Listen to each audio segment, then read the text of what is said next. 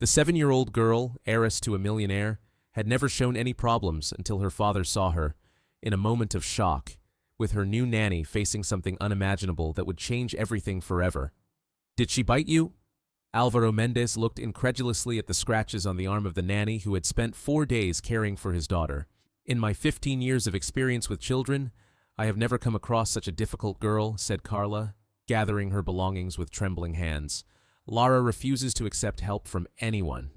She gets angry when I try to help her with simple tasks. When I suggest activities, she resists. And today she bit me during her bath when I tried to help her."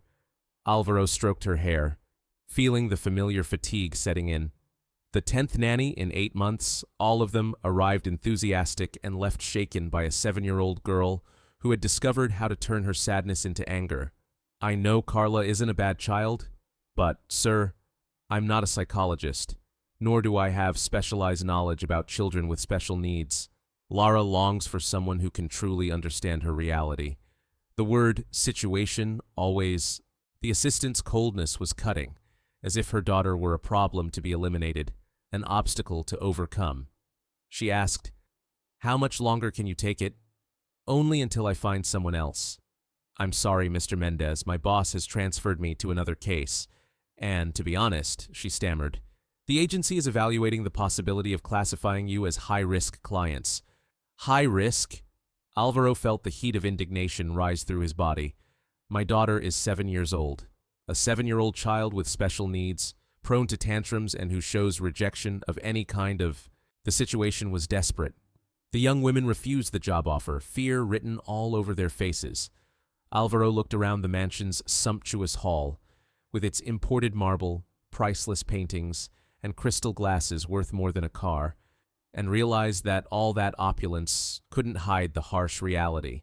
His daughter was becoming increasingly difficult to deal with. She was no longer the same. In a whisper, almost to himself, Alvaro asked himself, "How was she before?" Carla asked in a soft voice. Sweet, affectionate, with a constant smile, even after the diagnosis. However, in recent months, Alvaro had been unable to finish the sentence. A familiar sound echoed from upstairs, Lara screaming. It wasn't a cry of pain, but rather an explosion of frustration and anger, like that of a child who had lost faith in being understood. "I don't want to." The small, firm 7-year-old voice reverberated through the house. "Everyone get out. Go away." Carmen, the housekeeper, appeared at the top of the stairs looking exhausted. "Mr. Alvaro," she locked the bedroom door and is throwing toys at the wall. Alvaro climbed the stairs with slow, heavy steps. On the other side of the door, Lara heard objects hitting the wall, mixed with the angry sobs of a girl who couldn't find the words to express her sadness. "Lara, princess, open the door for Daddy." But Lara's response was cold. "No, you're going to bring another woman who will pretend to love me and then disappear." His daughter's words broke Alvaro's heart. At only 7 years old, she had already understood that some people pretended to like her. "Carla didn't leave because she doesn't like you," he wanted to say. "She just left, like all the others. They look disgusted when they have to." Support was what he wanted. They thought he didn't notice, but he saw everything. Alvaro rested his forehead against the door, feeling the weight of tears in his eyes. Lara was not only struggling physically but also emotionally devastated by a series of caregivers who couldn't hide their own apprehension about her special needs. "Sir," Carmen approached timidly. "Perhaps it would be wiser to give her some space to calm down." "But she's only 7 years old, Carmen. At 7, you shouldn't be left alone to calm down." "I understand, but..." The housekeeper hesitated, not knowing how to continue. "The agencies say Lara needs one. A specialized professional, such as a therapist or psychologist, had been suggested." Alvaro responded with a bitter laugh. "She already has physical therapy, occupational therapy, and neurological monitoring. How many more professionals does my daughter need? Perhaps someone who could focus on her emotional issues would be helpful." Carmen said that Lara doesn't rebel because of her difficulties, but because she feels rejected by everyone for not accepting her as she really is. Carmen's words echoed in the empty hallway, making Alvaro reflect on something he had never considered before. He had devoted himself completely to trying to help. With her daughter's physical limitations, Carmen had neglected her own well-being. She hesitated. "There's a young woman at the door who wants to know about work." The nanny said she had experience with special children, but something about her seemed different from the others. Different, in a way Carmen couldn't quite put her finger on. There was something about her that conveyed a lack of fear. From the bedroom, a sudden silence fell. Alvaro sensed Lara's presence, listening to the conversation, as she always did. His daughter was far too intelligent for her age. "Send her in," he ordered. "But no, I promise nothing," said Cynthia Silva as she entered the room as if the environment were familiar. The sophisticated decor and broken toys scattered on the floor, remnants of Lara's recent tantrums, did not seem to affect her. "Good afternoon, Mr. Mendez. I'm Cynthia Silva," she introduced herself. "Mr. Mendez, I'll be honest. My daughter is not easy to deal with. She is 7 years old, has some special needs, and is going through a difficult time. The previous nanny left today with bite marks on her arm. She attacked out of anger, or perhaps because..." Surprised, Alvaro was taken aback by the question. The other nannies focused on the bite, ignoring the root of the problem. But how could that be? Children don't bite out of pure malice. Bites arise from feelings of threat, misunderstanding, or frustration. Lara bit because she wanted to hurt, or because she couldn't find the words to express her feelings. Alvaro remained silent, pondering the question. He had never thought of it that way. "Can I get to know her better? She's in her room, probably still angry. She probably doesn't want to talk. It doesn't matter. Sometimes listening is more important than talking." I went up to the second floor, where a heavy silence reigned. Alvaro knocked on the bedroom door.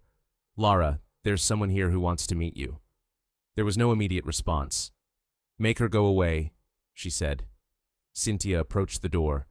"Hello, Lara. My name is Cynthia." She added, "You don't have to open the door if you don't want to. I can talk to you anyway." A deathly silence answered. "I heard you're very smart and that you're hurt because people have left." An even heavier silence settled in. I also get irritated when people do that. The situation was distressing. The feeling that no one wanted to stay was suffocating. Alvaro heard a faint sound coming from the other side of the door. Lara approaching. "Are you leaving too?" asked the voice, carrying a maturity that contrasted with her 7 years. "I don't know," she replied. "That depends on whether you want me to stay." The others had said they wouldn't leave, but they all left. And why do you think they left? A heavy silence fell. "Because I'm difficult," Alvaro concluded, feeling his heart break as he heard his daughter believe she was the reason everyone had left. Cynthia replied softly, "I don't think you're difficult." "You're very brave, you know that?" Lara asked, the surprise evident in her voice.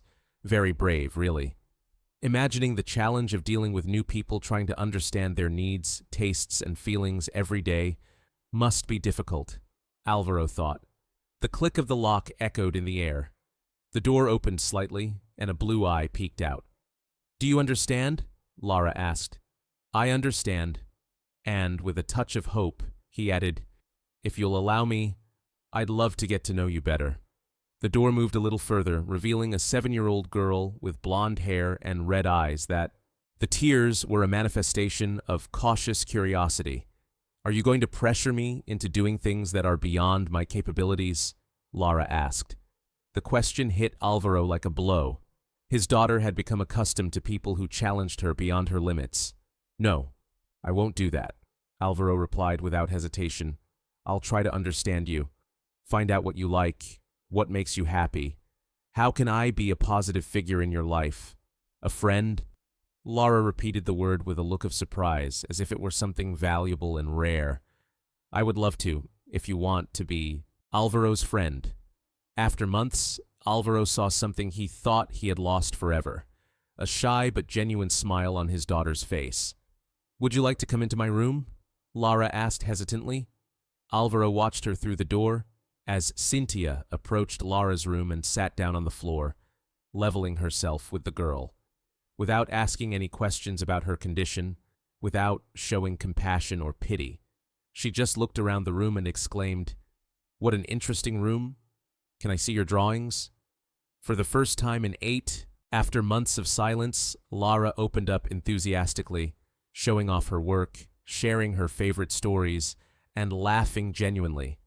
Alvaro went down to the living room filled with a feeling he hadn't experienced in a long time. Relief. Not because of Cynthia's promise of a cure, but because of the presence of someone who saw his daughter as a girl, not as a problem to be solved.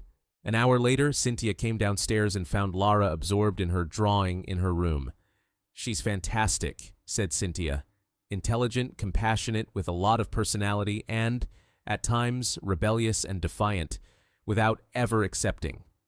"You, Mr. Mendez," Cynthia interrupted him gently. Cynthia pointed out that Lara does not appear rebellious, but rather hurt, a crucial distinction. Alvaro looked at her, feeling relieved that someone had finally understood something that he himself had overlooked. How would her approach differ from the others? "I would treat Lara as she truly deserves to be treated, as a normal young girl who needs special attention. In terms of physical care, she needs help with various tasks, and I would be there to help her. First and foremost, I would earn her trust. First things first. I showed up because I want to be here, not out of mere professional obligation." Alvaro examined Cynthia's face, looking for any trace of insincerity or financial motivation. He found only truth in her eyes. When would she start? Now, if necessary. Don't make promises you can't keep, because Lara has already suffered too much with people who leave. Cynthia stared at him with a conviction that surprised him. "Mr. Mendez, I won't leave. Not until Lara no longer needs me." That night, Lara had the unique experience of having dinner for the first time in months. In the dining hall, instead of her room, she talked non-stop about the interesting young woman she had promised to return to the next day, praising her drawings and assuring him that he hadn't pressured her to do anything beyond what she was capable of. "Dad," she said, as Alvaro tucked her into bed. "Cynthia is different," she said. "Different how, my dear?" he asked. She looked at him as if he were an ordinary person, as if there were nothing unusual about him. His daughter's words echoed in Alvaro's mind as he went down to his office. How long had it been since he had seen her staring at Lara like that, as if she were... When was the last time Alvaro had noticed the exceptional girl behind her difficulties? For the first time in months, Alvaro slept free from the oppressive weight of guilt.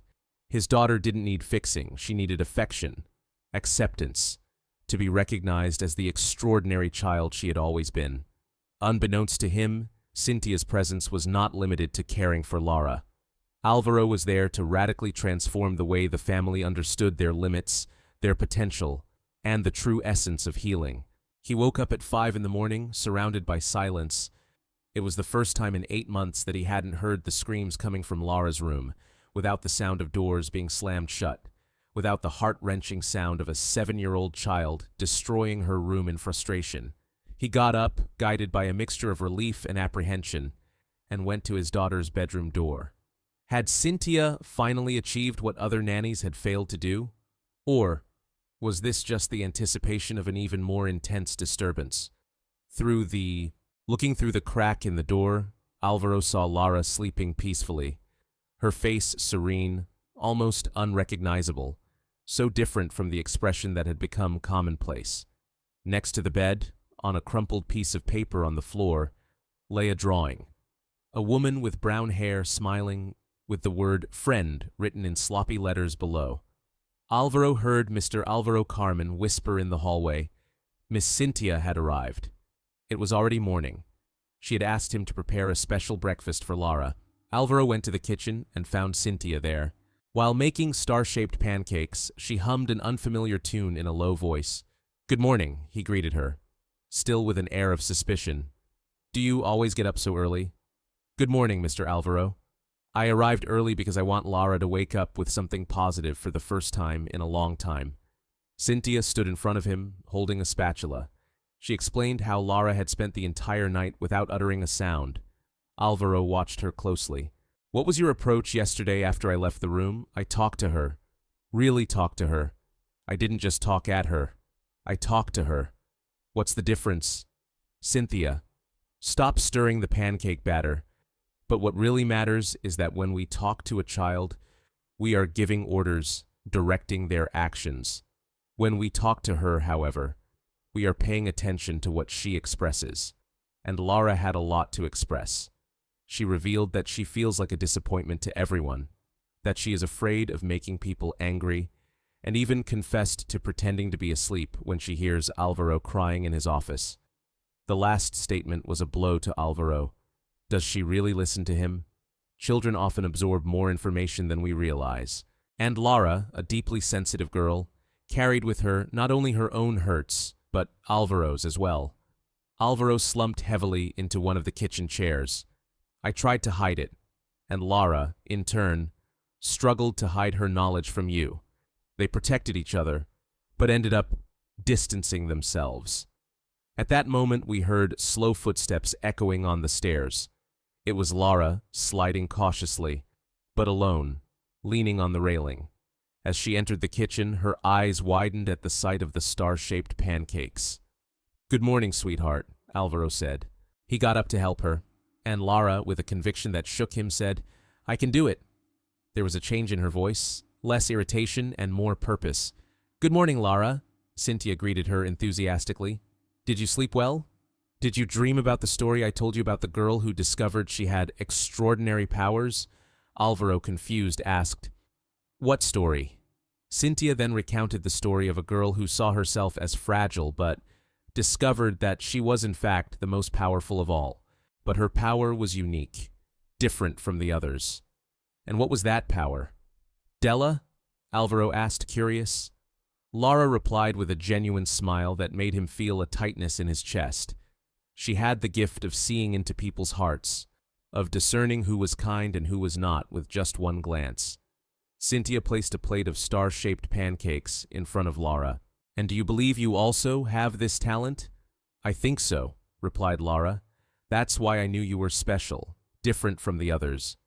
Alvaro watched his daughter devour the pancakes eagerly, something he hadn't seen in weeks.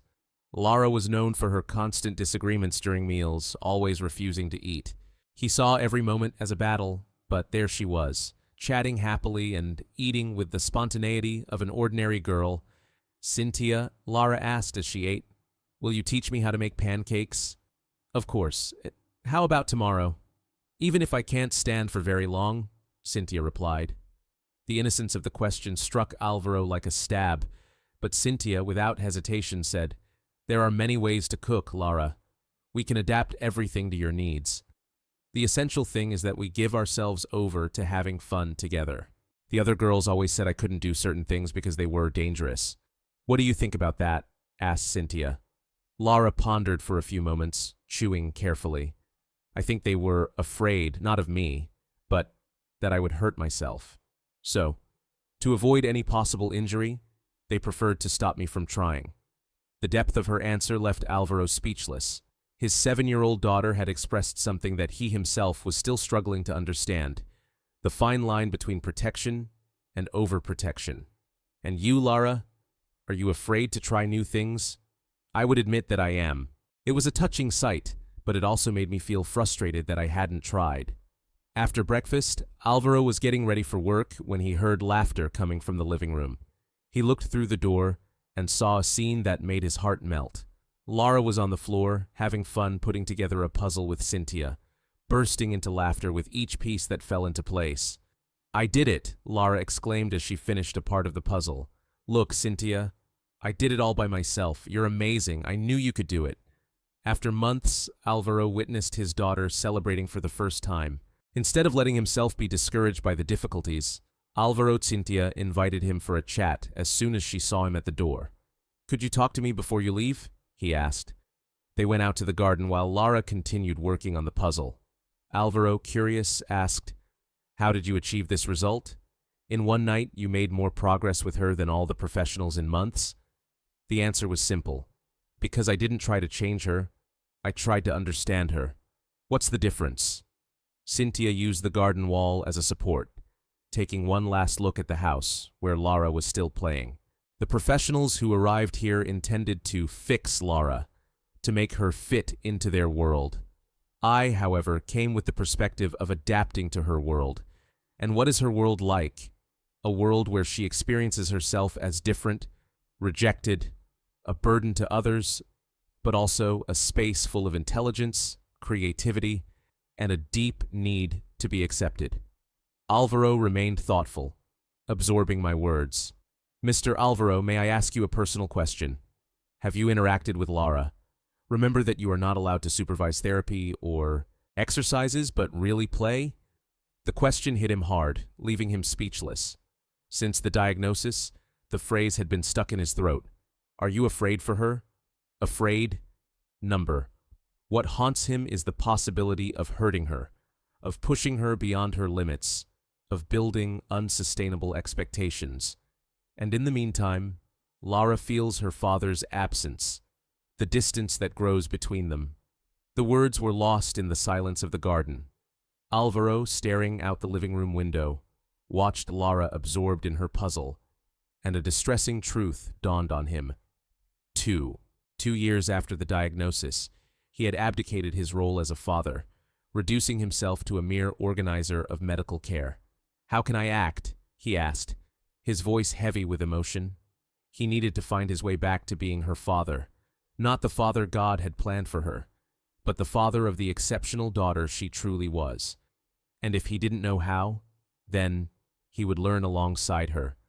Alvaro spent the rest of the day at the office, but the concentration that had been absent for 2 years deserted him that day. Cynthia's words echoed in his mind. The idea of being her father again haunted him. When he got home that night, Alvaro found Lara in the living room, sitting at a low table that Cynthia had set up to better accommodate the girl. "Hello, Dad," Lara exclaimed without looking up from her drawing. "Look what I made." Alvaro approached and contemplated a drawing of a family, a tall man, a woman with brown hair, and a child in the center, all holding hands.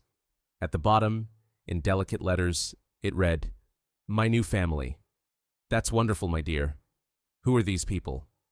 "You, me, and Cynthia," Lara replied spontaneously. She stated that family is not limited to those who share the same blood, but rather to those who decide to remain united. Alvaro felt the heat of anger invade his eyes. "And you chose Cynthia to be part of our family?" "I did. She was the one who chose me first." Cynthia appeared at the entrance to the room. "Mr. Alvaro, Lara has a question for you." Lara put down her pencil and looked at her father with an expression of concern that belied her 7 years. "Dad, are you ashamed of me?" The question hit him harder than any medical diagnosis could have. "Why do you ask that, my princess? Why do you always leave me out of everything? You never introduce me to your friends. When you have visitors, you always ask me to stay in my room." Alvaro bent down next to the table, bringing himself to Lara's eye level. "Lara, I've never been ashamed of you. I'm proud of you every day. Why do you hide me?"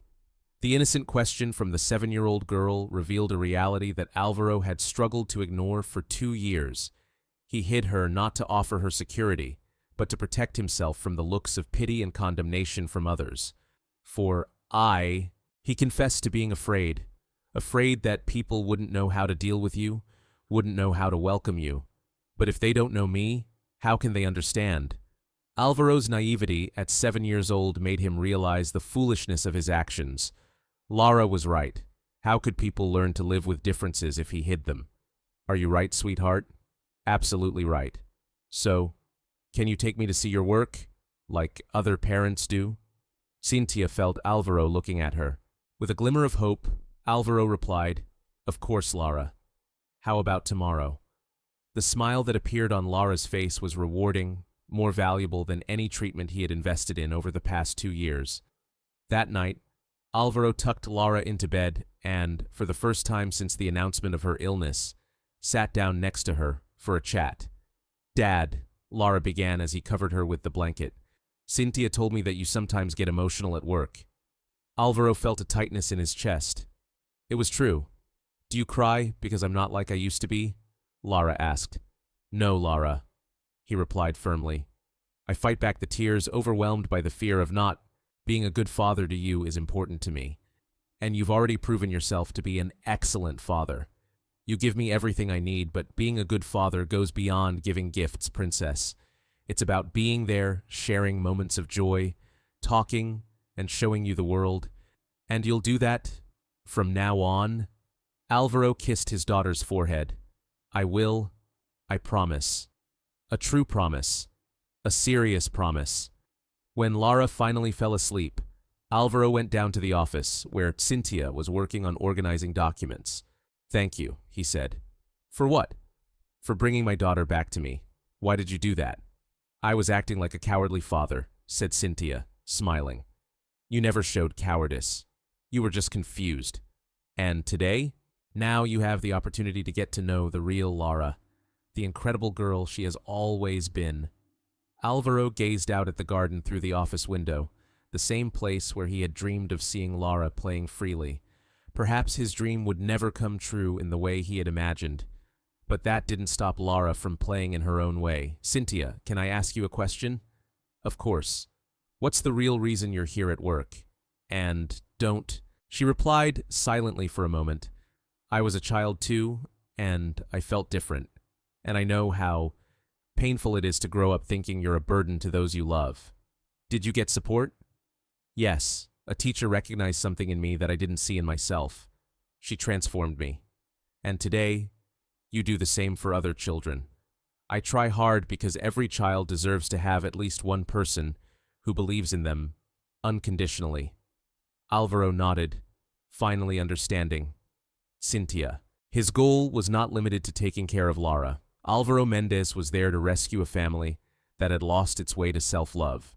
And for the first time in 2 years, Alvaro Mendez found rest in his sleep, knowing that his daughter was not only protected, but also radiant. What he didn't know was that the following days would bring revelations not only about Lara's emotional transformation, but also about potential that no health professional had even considered possible. "Dad, are you going to leave me in the car again?" Lara's question hit Alvaro like a punch in the gut. They were in the office parking lot, and his 7-year-old daughter was staring at him with an expression that mixed expectation and acceptance, which moved him deeply. "No, sweetheart, you're coming with me today. A real promise? Or will you change your mind when you see people watching?" Alvaro's words hit him with the force of a blow, for his daughter had learned to decipher his fears better than he himself. How many times had he sworn to take her to new places, only to back out at the last minute, inventing reasons that it wasn't the right time or that it would be too exhausting? He swore it was the truth, but his words failed him. In the building lobby, chaos ensued. Roberto, the doorman, was stunned when he saw Lara. His eyes darted around, trying to understand the situation, not knowing where to start, what to say, how to behave. "Good morning, Mr. Mendez." Roberto stammered, the tension evident. "Good morning. This is my daughter, Lara." The pause that followed was fraught with apprehension. Roberto looked alternately at Alvaro and Lara, as if waiting for an explanation for this unusual scene. Alvaro experienced a sensation on his face. An intense shame consumed him, not for Lara, but of himself, for having created such an embarrassing situation. "Hi," Lara greeted him with a fake smile that broke her father's heart. At only 7 years old, she already knew how to ease adults' discomfort with excessive cheerfulness. "Hello, Roberto," he replied, still stunned. In the elevator, Alvaro watched her in the mirror. A smile plastered on her face, but her hands were clenched, her fingers fidgeting with the hem of her dress. His daughter, despite the terror that consumed her, was trying hard to appear fine. To avoid disappointing her father, Lara replied too quickly, "If you want to go home, no." His daughter's plea, "I want to stay. Please, Daddy, I'll be good, I promise," left him devastated. Alvaro realized that for Lara, being good was a condition for being present, as if her company were a privilege rather than an inalienable right. When the elevator doors opened on the 15th floor, the real terror began. Sandra, the secretary, rose from her desk, her expression changing from surprise to obvious panic. "Mr. Mendez, I'm referring to her," Sandra hesitated, not knowing how to respond. "This is my daughter, Lara," Alvaro said, his voice laden with a conviction he didn't really feel. "Oh, right. Hello, sweetie," Sandra replied in an artificially sweet tone, the same one used with babies. Lara was 7, not 2, but people always treated her as if her physical difficulties disabled her intellectually. Alvaro watched Lara's expression fade, another person who saw her as a fragile and limited being. As they walked down the hallway, more employees appeared. And then the worst began. The words about his daughter echoed like cruelly revealing whispers. Poor thing, Alvaro thought. How could he have let this happen? Each sentence was an open wound. Alvaro felt anger rising in his chest with no clear target. Was it against those around him for their ignorance, or against himself for putting Lara in this situation? "Daddy," Lara whispered, pulling his sleeve. "Everyone is looking at me. They don't care about me, princess. Do they feel sorry for me?" The innocence of the question made him want to explode. Yes, they felt compassion. Compassion for the poor creature who was not like the others. And, for 2 years, he himself had cultivated this image, hiding Lara as if she were an unwanted secret. Marcos Alvaro, determined to break the silence, called a colleague from the finance department. "This is my daughter, Lara," he announced, approaching with a stiff, artificial smile. He spoke slowly, as if Lara were incapable of understanding. "Hello, Lara, how are you?" he asked, his voice heavy with effort. "Fine," Lara replied in an almost inaudible tone, her confidence completely shattered. "She's extremely intelligent," Alvaro said, desperately trying to show that his daughter was capable of much more than just being a source of constant pain. "Wow, that's cool," Marcos replied, not really believing the words, desperately seeking a way out of the uncomfortable situation. In the middle of Alvaro's living room, Lara finally gave in, sat down on a chair, and looked at her father with teary eyes. "They didn't accept me," she said, her voice trembling. "That's not true, sweetheart," Alvaro tried. "Yes, it is. I saw it in their eyes. They were scared of me." Alvaro bent down in front of his daughter, feeling his world crumble. "Lara, people just need to get to know you better.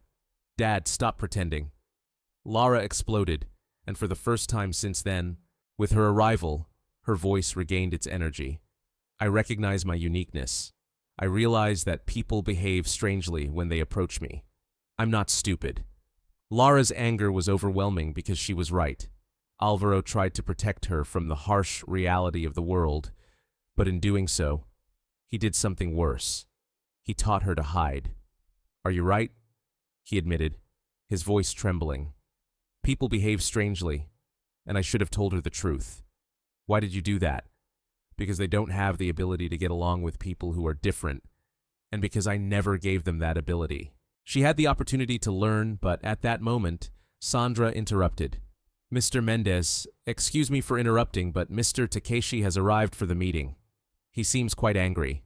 Alvaro looked at Lara, torn between his professional duties and his daughter, who was clearly distressed. "Go, Dad," said Lara, drying her tears. "I'll stay here quietly. I promise I won't disturb anyone." The words hit her like a direct blow. Her daughter had understood that her presence was a disturbance. "Would you like to come with me? It's a professional meeting." "But can I come too?" Lara asked, surprised. "You can, but you have to promise me that you'll let me know if you feel uncomfortable." "Promise," he replied. The atmosphere in the meeting room was heavy, charged with tension. Mr. Takeshi, a Japanese businessman famous for his strict attitude, seemed unyielding in his fury over the delivery delays. Upon entering, Alvaro and Lara were greeted by absolute silence. "Mr. Takeshi," Alvaro began, feeling sweat chill his back. "I apologize for the delay. This is my daughter, Lara."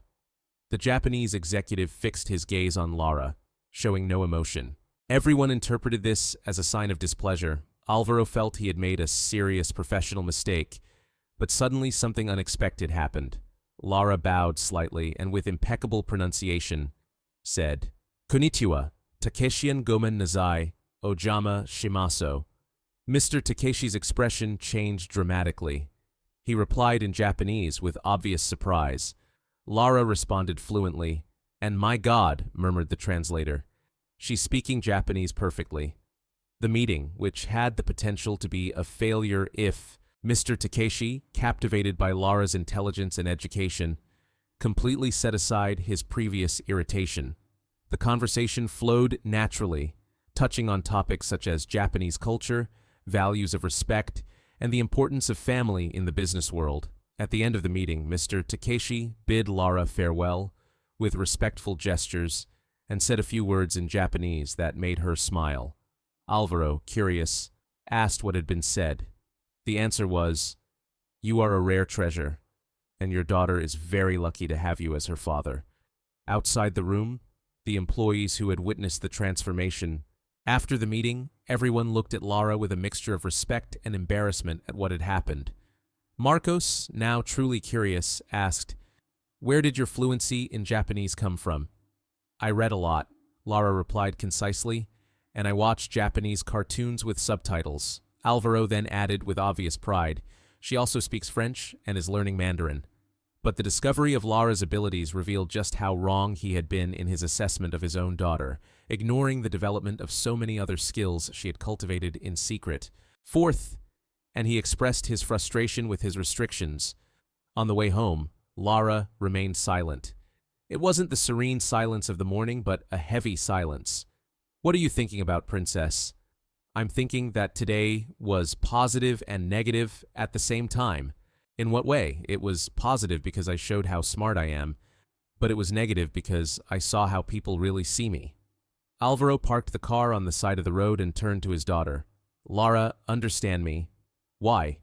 "For keeping you hidden from the world, for making you feel like a burden, for not showing you your extraordinary potential before." Lara was silent for a moment. "Dad, were you ashamed of me today?" "No, I was ashamed of myself. Ashamed that it took me so long to recognize who you really are, and my own identity." Alvaro fixed his gaze on his daughter's eyes, eyes that shone with intelligence, determination, and a strength he had neglected for 2 years. "You are exceptional, Lara, and despite your peculiarities, precisely because of them." That night, while Lara was asleep, Alvaro settled into his office with Cynthia and confessed, "Today was a complete tragedy."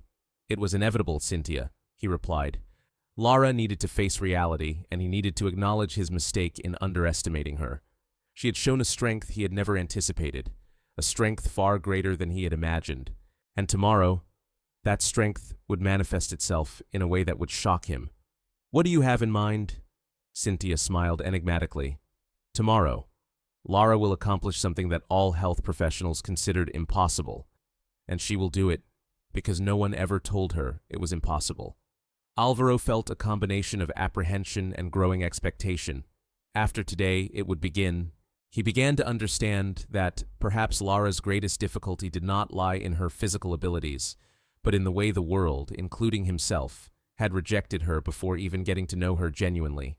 What he did not know was that, in the near future, he would discover the truth that some obstacles were just illusions, created by a lack of love, patience, and faith in human potential. "No, I refuse to try anymore." Lara's voice, laden with despair, reverberated through the house like an echo of her deep pain. Alvaro ran up the stairs, his heart pounding, and, upon entering the room, Alvaro saw his 7-year-old daughter lying on the floor, surrounded by pillows and supports that Cynthia had carefully arranged. "What's going on here?" he exclaimed, horrified to see tears of despair streaming down the girl's face. "I hurt her," replied Cynthia, kneeling beside Lara, her hands trembling. "Mr. Alvaro, I swear it was an accident. She was trying to balance herself and—" Alvaro interrupted, furious. "Are you crazy? I trusted you." He struggled not to do anything that could hurt her. Lara sobbed while, on the floor, he found her clutching her knee, still sore from the fall. "It was too hard, Daddy," she moaned between sobs, "and I thought this time I could do it." "Do what?" he wondered as he knelt beside his daughter, examining every part of her body for serious injuries. "Lara, tell me where it hurts the most, your knee or your heart?" he asked gently.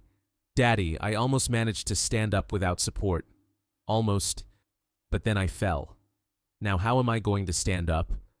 Alvaro's voice was filled with anger as he turned to Cynthia with a withering glance. "You said you wouldn't engage in fraudulent practices. Mr. Alvaro, allow me to clarify." "Clarify what?" Alvaro, overcome with rage, stood up.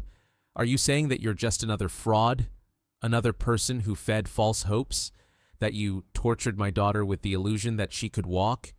Cynthia, her face pale but her gaze unflinching, replied, "She can, sir.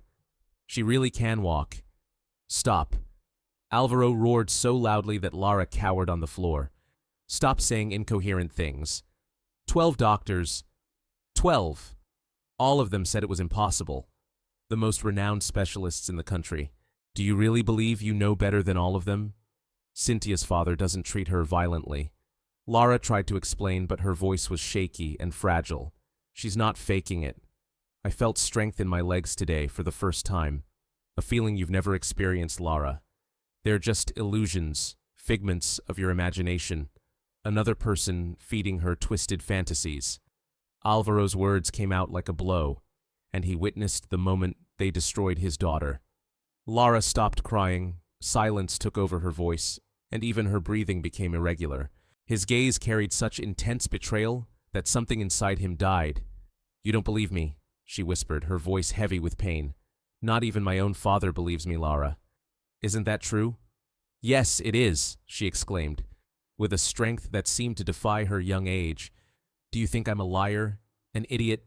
Do you think I don't know what I feel in my own body?" She writhed, her voice filled with rage.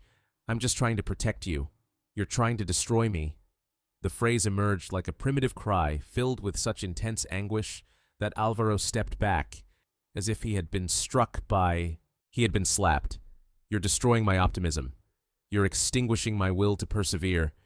Cynthia approached cautiously, treating Lara as if she were a fragile creature. "Lara, breathe. Let's try to breathe together. Number." Lara twisted, trying to get away. Go away like everyone else. "My father has already decided that I'm a lost cause." Alvaro felt an immense emptiness take hold of him.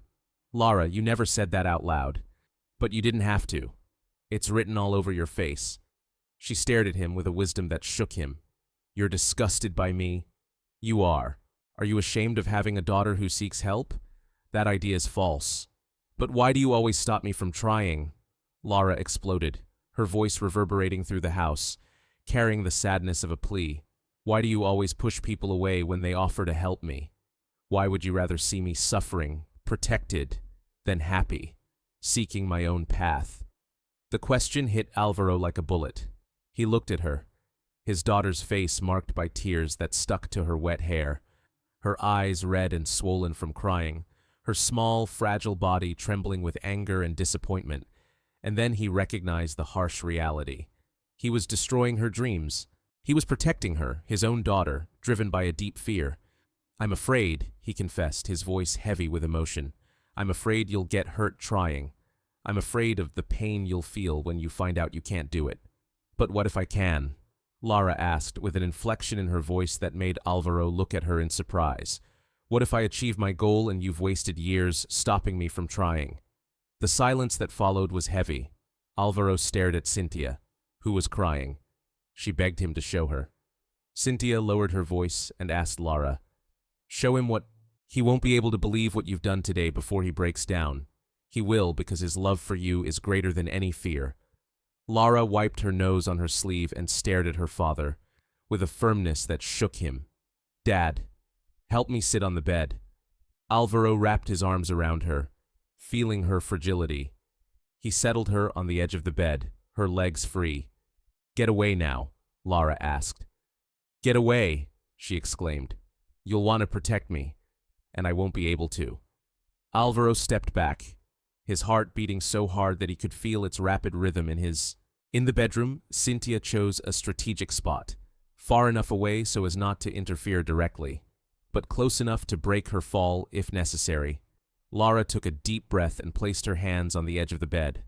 Alvaro watched her arm muscles tense and saw her expression harden in a way he had never seen before. "Lara, don't strain yourself. Stay calm," she growled, with unusual ferocity in her voice. "I can do this. I'm going to do this." She began to bend forward, supporting her weight on her legs. Alvaro held his breath, ready to catch her, to stop the inevitable fall. But the fall did not happen.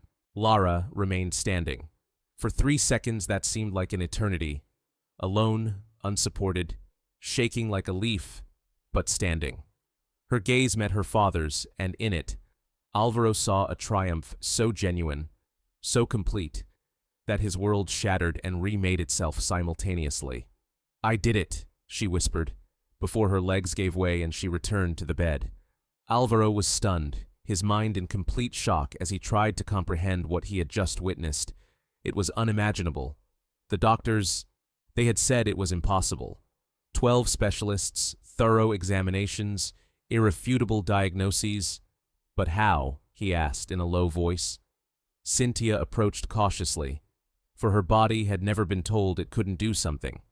Because I worked with her not seeking to repair the defects, but stimulating what had always worked.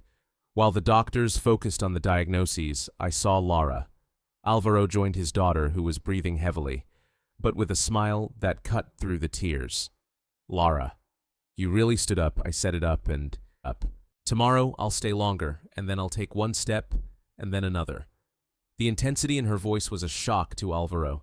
His daughter wasn't just dreaming, she was organizing, fighting, triumphing. Why never did you tell me about your efforts? Because you didn't allow me to? Lara replied with striking sincerity.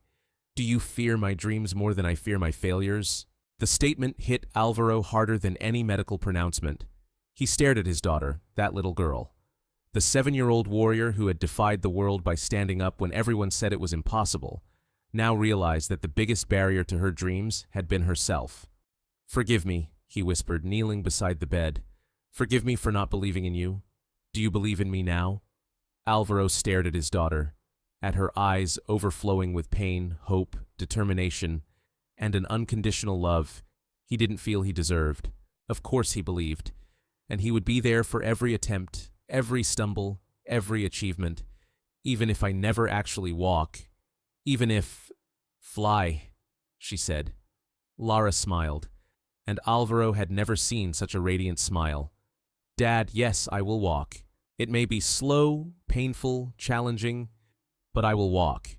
And as he gazed at his daughter, that little girl, who had simply defied all medical norms with the strength of her own will, Alvaro understood that she was right, because some miracles do not come down from the sky, but spring from the human heart when it refuses to recognize the impossible. That night, for a moment, after 2 years, hope for miracles blossomed again in Alvaro Mendez's heart as he slept. On the floor of a 7-year-old girl with audacious dreams that defied the limits of what was possible, driven by love, determination, and the faith of someone who believed in her. 3 months. 3 months had passed since Lara had managed to stand for those 3 seconds that forever marked her life, and since then, suffering had taken hold in the Mendez home. Every day, moans of pain and despair reverberated through the marble walls, like a constant lament of a tormented existence. I can't, Lara cried again for the umpteenth time. Her voice was hoarse from crying so much. I hate this. Hate consumed Alvaro. Standing at the bedroom door, fists clenched, he watched his daughter collapse on the floor once again after another failed attempt. 3 months of painful falls, bruised knees, dreams shattered daily.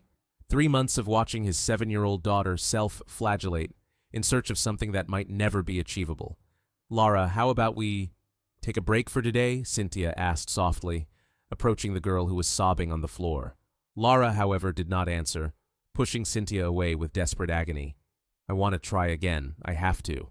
You can still do it, Princess.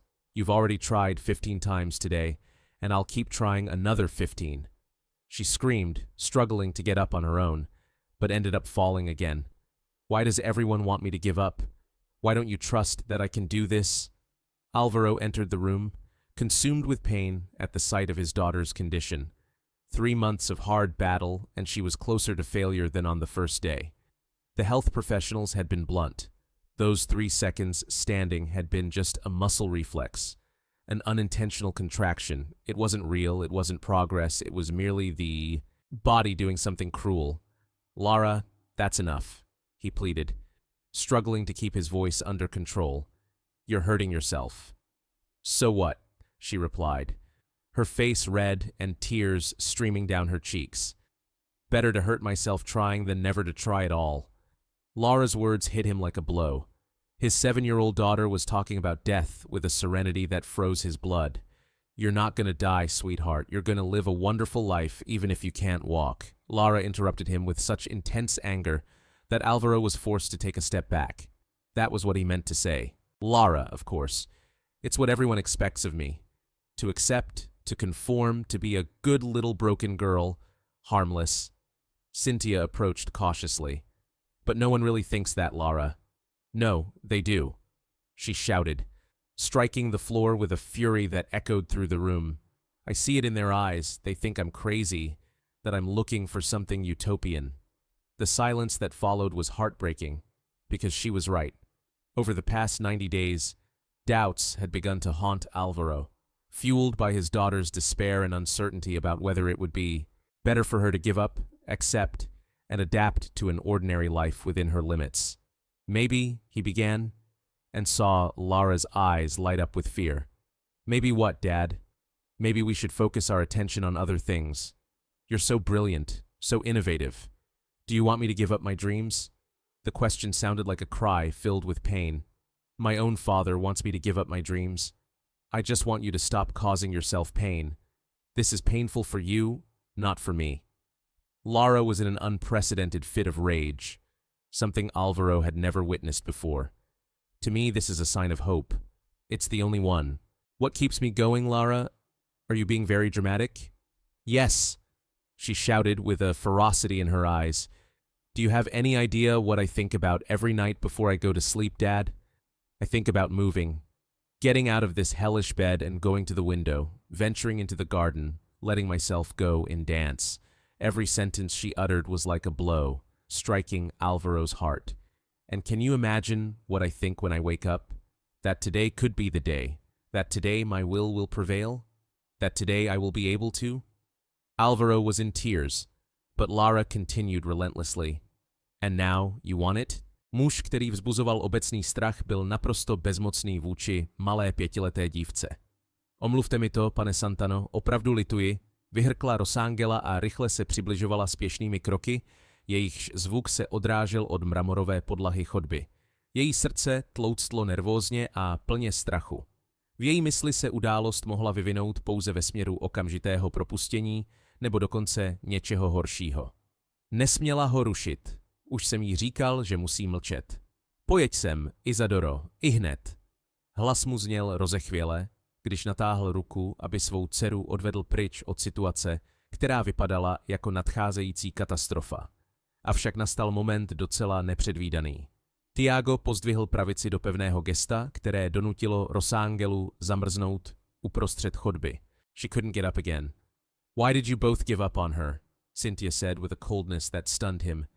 Is it because you stopped believing in her? The statement hit Alvaro with the force of a blow. That's not true. It is, Lara murmured, lying on the floor, her voice trembling. I can tell when you stop believing in me. I can feel when you look at me with pity instead of hope. Lara, Dad, do you remember when I was 5 and wanted to learn the piano? The unexpected change of subject left Alvaro perplexed. I remember, and you said I was too young. You were little, the piano was complicated, and I needed to wait a few more years. I said that to keep you safe. When I turned 7 and asked again, Alvaro closed his eyes, as if reliving the moment. You said my hands were too small, and when I asked to play the guitar, you said I wouldn't be strong enough to hold it. And when I wanted to swim, you said it was dangerous. Lara, leaning on her elbows, stared at her father with frightening understanding. Dad, you stopped me from trying everything. You protected me so much that I never had the chance to discover who I really was. The naked truth reverberated through the silent room. Alvaro realized with heart-wrenching anguish that years of care had essentially translated into restriction, years of saying no to protect his daughter from disappointment, but depriving her of every opportunity for success. I didn't want you to suffer, but I caused myself the same kind of pain, Lara said with devastating wisdom. I caused myself internal pain. Every time you stopped me from trying, a piece of me died. Alvaro slid down onto a chair, the burden of guilt suffocating him. What had he done? Did you love me? Lara asked, her voice dry. But a love that protects too much turns into imprisonment, Cynthia observed, approaching Alvaro. Sir, there is still a chance. We can still turn this around, she insisted. How? Alvaro asked. She is exhausted, disillusioned, hurt, Cynthia corrected. But she is determined, she added. And for the first time, she is fighting not only against her own impulses, but against the mistrust of everyone around her. Alvaro fixed his gaze on Lara, sitting on the floor, wiping away her tears with unshakable willpower. Lara, forgive me for what? For questioning, for giving up, for usurping her dreams to ensure her safety. Lara was silent for a considerable time. Father, will you allow me to try? Even if I fail 1,000 times, even if I don't achieve my goal, I will go on, she said. And for the first time in several weeks, her voice betrayed her determination. I will be there for every stumble and every victory, even if the doctors say it's impossible, even if the whole society says it's impossible. Lara smiled with tears in her eyes. Then, help me up. I want to try again. Lara, you've tried hard enough today. Please, Dad, just one more time. Alvaro looked at his daughter, a 7-year-old warrior who defied all limitations and felt something reborn inside him. It wasn't hope, but a deeper conviction. Faith. Okay, Princess, one more time, he replied, helping her sit on the edge of the bed. Lara, after taking a deep breath and wiping away the last tears, looked at her father with conviction. Dad, this time you're going to have to let me go completely. No one, not even Cynthia, will be able to stop me, she said with unshakable confidence. But I'll keep trying, without stopping, until I succeed. Alvaro stepped away, his hands trembling. From a distance, Cynthia just watched. Lara rested her hands on the edge of the bed and closed her eyes, pleading, Mom, if you can hear me, help me. Just this once. And then, trying to get up, her arms trembled with weakness. Her legs wobbled like brittle branches. For a distressing moment, it looked like she was going to fall, as she had so many times before. But she didn't. Lara managed to stay on her feet, not for a few seconds, but for an eternity that seemed to last 10, 20 seconds. For a full moment she stood still, isolated, trembling like a... The leaf, however, in a glorious and unimaginable act, remained standing. With a strength that froze the world, she took a step. A hesitant, clumsy, imperfect step, but a step nonetheless. Alvaro was breathless. Cynthia covered her mouth with her hands, and Lara, with tears of joy streaming down her face, took another step, and then another and another. 7 steps before her limbs gave way and she surrendered herself to her father's arms, who had reached her to cushion her fall. I did it, she exclaimed, grabbing her father with a strength charged with relief. Dad, I can walk. You really did it, Alvaro exclaimed, hugging her tightly as tears streamed from his eyes with an intensity he had never imagined. You did it, Princess. You really did it. 7 steps. She gave herself over to a mixture of laughter and tears. 7 steps, she repeated. Did you count? I did. He shook his head, too absorbed in witnessing a miracle to register any details. Cynthia approached, also in tears. Lara, you just proved that impossible is just a word. Do you finally believe me? Alvaro took his daughter's face between his fingers. Right now, I believe everything. Miracles happen, in impossible situations, inside you. And tomorrow, I promise to take 10 steps. The day after tomorrow, you can take as many steps as you want. Lara smiled, and the brightness of that smile was the most beautiful Alvaro had ever seen, because it reflected the joy of a young woman who had just shown that limits are just mental constructs, and that love, combined with unshakable faith, can not only move mountains, but also make paralyzed people walk, turn the impossible into reality, change the world, one achievement after another. 2 years later, the auditorium of the Hospital das Clínicas was packed with people. 500 doctors, therapists, researchers, and journalists from all over the country had gathered to witness something considered impossible by science. A child who had been given up for dead by all the professionals was about to walk onto the stage. Ladies and gentlemen, announced Dr. Roberto Silva, the neurologist in charge, in a firm tone. 2 years ago, I stated definitively that Lara Mendez's recovery would never happen. Today, I'm here to confess that I was mistaken. Behind the scenes, Alvaro squeezed the restless hands of 9-year-old Lara, who was preparing for her first public presentation about her experience. Dad, what if I make a mistake in front of all those people? She whispered, her blue eyes brimming with anxiety. So what if you do? Alvaro replied, bending down to her level. You've already shown that you can overcome obstacles, but there are many important people here, and they're all here because you've achieved something they thought was impossible. You're already a winner, my dear. From now on, just... The celebration was underway. Cynthia stood next to Laura, adjusting the microphone on her blue dress. She remembered the words they had exchanged earlier. Remember what we talked about? You don't have to be perfect. Just be yourself. What if she forgot what she was supposed to say? Then speak from your heart, Cynthia replied. Tell your truth. Tell them what it was like to want something that everyone said was impossible. From the stage, Dr. Silva's words were heard by everyone. In short, Laura's case made us question everything we knew about neuroplasticity, about willpower, and about the very parameters of what is possible. She not only challenged medicine, she transformed your life, Alvaro said, kissing his daughter's forehead.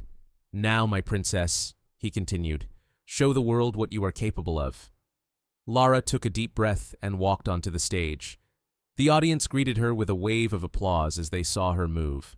Still with some difficulty, still requiring concentration with every step, but undeniably and miraculously walking.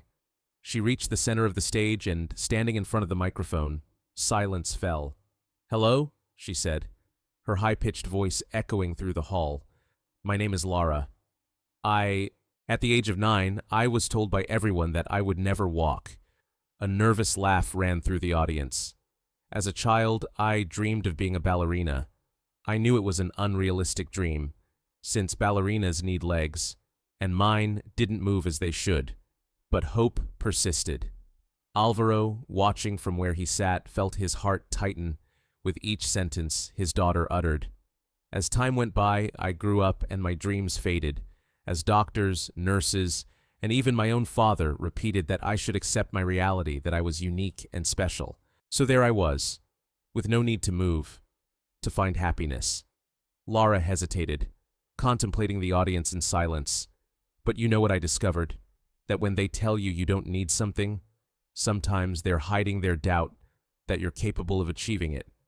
A whisper spread through the auditorium. I couldn't walk, that was a fact. But no one ever asked me if I wanted to try. No one ever asked if I was willing to face 1,000 falls to take a single step forward. Laura began her progression across the stage. Each step was more confident, more steady. When Cynthia arrived, she asked me a question that no one had ever asked me before. Laura, what do you want? Not what the professionals considered possible, nor what my father thought was safe, but what I really wanted. Her voice took on a new vigor, and I felt the desire to walk.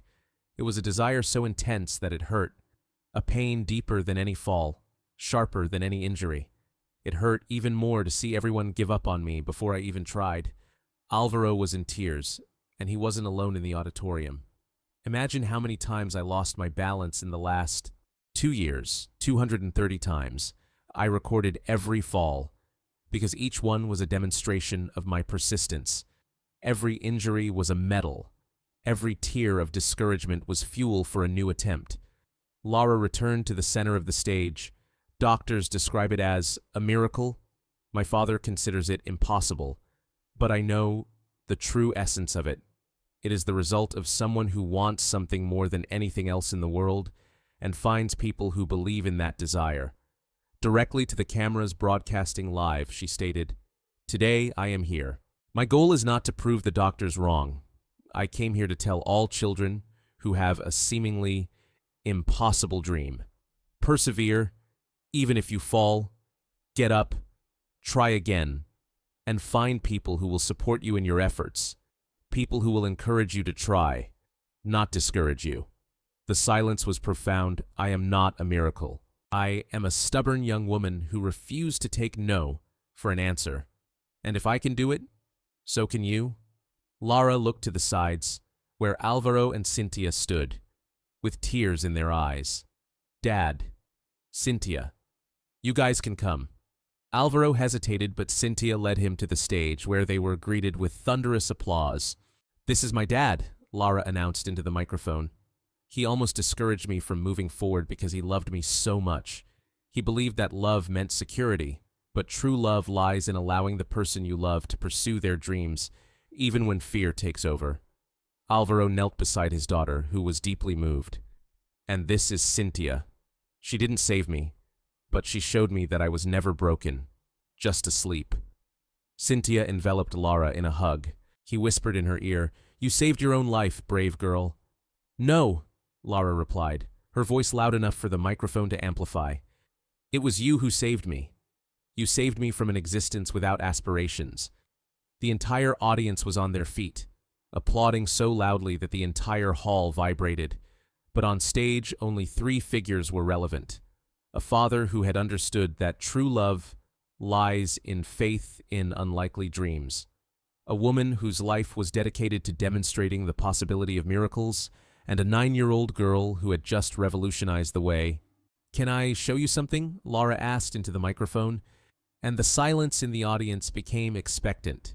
In my childhood, dancing was my dream, but everyone said it was unattainable. Now I want to show you that impossible is just a word. The music began, a soft melody that spread throughout the hall. Lara began to express herself through elegant, firm, and vibrant movements that transcended the technical definition of dance. Each step forward was an achievement, each turn an extraordinary feat, each action a demonstration of dreams come true when they meet souls who refuse to give up. After the last note echoed, the auditorium was in ecstasy, not a dry tear in sight. Lara, in the center of the stage, breathless but radiant, stood with her arms open as if welcoming her own existence. "Thank you," she whispered simply. "Thank you for believing that impossible is just a word." 6 months later, Alvaro watched from a garden at the mansion as Lara played with other children. Her recovery was still gradual, requiring more rest. Like the others, Cynthia stood out for her determination because she not only walked, but also dreamed. As she approached Señor Alvaro, Cynthia was carrying a letter. The letter had arrived that day from a 10-year-old girl living in São Paulo. "Hi, Lara. I saw you on television. I also have a dream that seems impossible. Health professionals say I'll never be able to do it, but after seeing you, I've decided to try. Thank you for teaching me that impossible is just a word used by people who are afraid." Alvaro folded the letter carefully. It was the 100th similar letter they had received that week. "Cynthia," he said, "thank you." "Why?" "For showing me that my role as a father was not to prevent my daughter from pursuing unattainable dreams, but to help her achieve them." Cynthia smiled. "Alvaro, I have a secret to tell you. Of course, when I arrived here 2 years ago, I wasn't sure if Lara would ever walk. None of us were sure, but I had one conviction. She deserved the opportunity to try, and if she didn't succeed, she would know that she had given it her best, that she hadn't given up on herself, and that perseverance in itself would be a victory." From the garden, the joyful sound of Lara's laughter echoed through the garden as she played tag with the other children. It was a spontaneous, radiant laugh that overflowed with life. "Cynthia," Alvaro said, "you didn't just save Lara, you saved our whole family." "No," she replied, watching the girl who had marked a before and after in Brazilian medicine as she ran through the garden.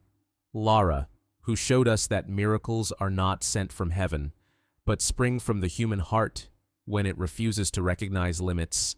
That night, as he tucked Lara into bed, Alvaro asked, "My dear, are you sorry? For something at least. Only that we took so long to take the first step." She replied with a smile, "What? That you waited so long to start?" Alvaro kissed his daughter's forehead and turned off the light. Outside, life went on, full of people proclaiming that certain things were impossible. But in that home, a family had discovered that impossible was just the beginning for those who dream big enough to change the world. And, on very rare occasions, those dreams come true, not because the path is easy, but because of the presence of brave hearts willing to believe that the attempt is worthwhile. That is the end of the story. Music,